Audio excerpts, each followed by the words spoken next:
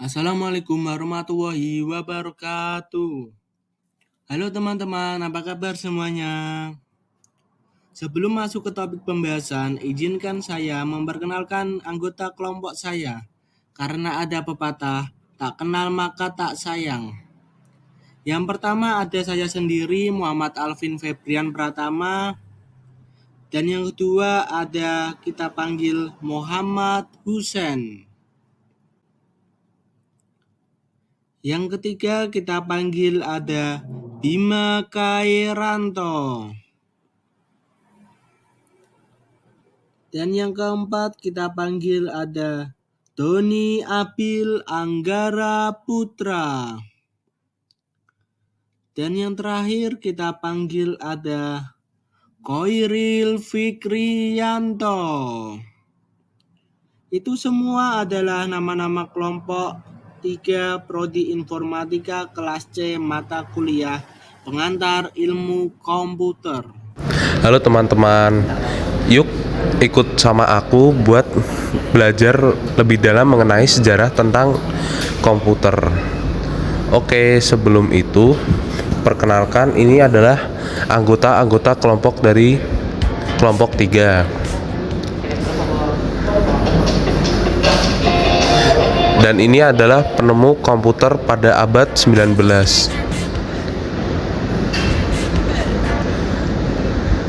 Oke, pada tahun 1946, komputer diciptakan melalui tabung vakum, komponen utamanya dan beratnya hampir 30 ton. Namun hal ini sangat tidak efisien karena membutuhkan daya listrik yang sangat besar serta panas yang berlebihan. Contohnya adalah komputer IBM 701 buatan tahun 1953 sebagai komputer komersial dengan ukuran besar IBM 705. Ciri-cirinya adalah program tersebut dibuat dalam bahasa mesin. Yang kedua, menggunakan konsep storage pemrograman.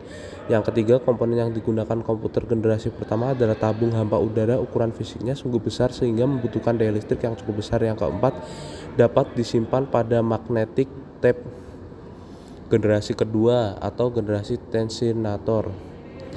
Generasi tabung vakum ini memiliki perkembangan sehingga tergantikan juga oleh teknologi transinator sebagai komponen utama yang sangat canggih. Beberapa kelebihan yang dimiliki diantaranya ukuran yang lebih kecil, tidak terlalu panas, serta resiko kegagalan yang cukup kecil.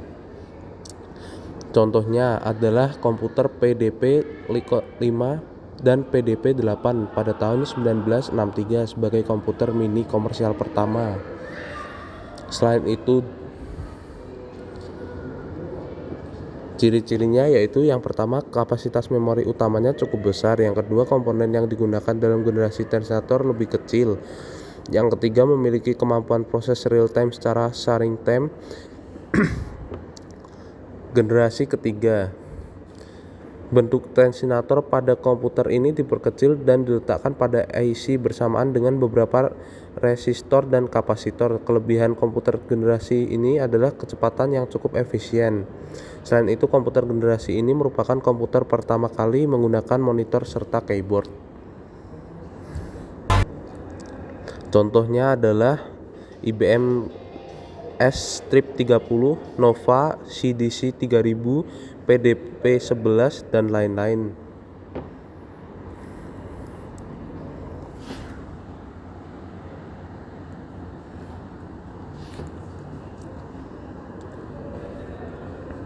Ciri-cirinya yaitu menggunakan magnetic disk yang sifatnya ialah random access. Yang kedua, dapat melakukan multiproses dan multiprogramming.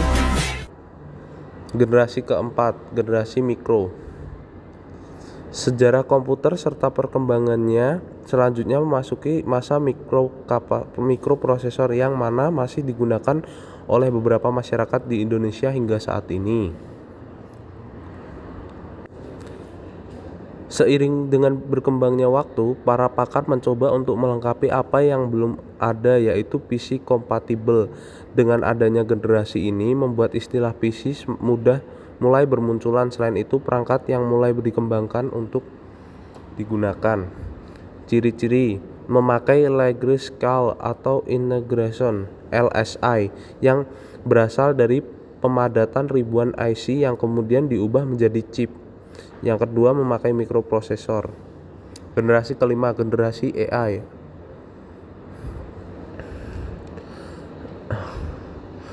Komputer adalah munculnya teknologi bersama AI yang memiliki kecerdasan buatan sehingga dapat melakukan input dengan lebih baik, bahkan dengan teknologi 1. Menggunakan mikroprosesor serta semikonduktor yang berbentuk chip menggunakan memori komputer. Yang kedua, penggunaan LSI yang kemudian disebut juga sebagai bipolar Large Scale. Meskipun komputer generasi ini memiliki bentuk yang kecil serta sederhana, tetapi tetap memiliki kecepatan serta kecanggihan yang tidak perlu diragukan lagi. Contohnya adalah IBM 370 yang menggunakan Intel. Sekian, terima kasih dari saya kelompok 3. Assalamualaikum warahmatullahi wabarakatuh.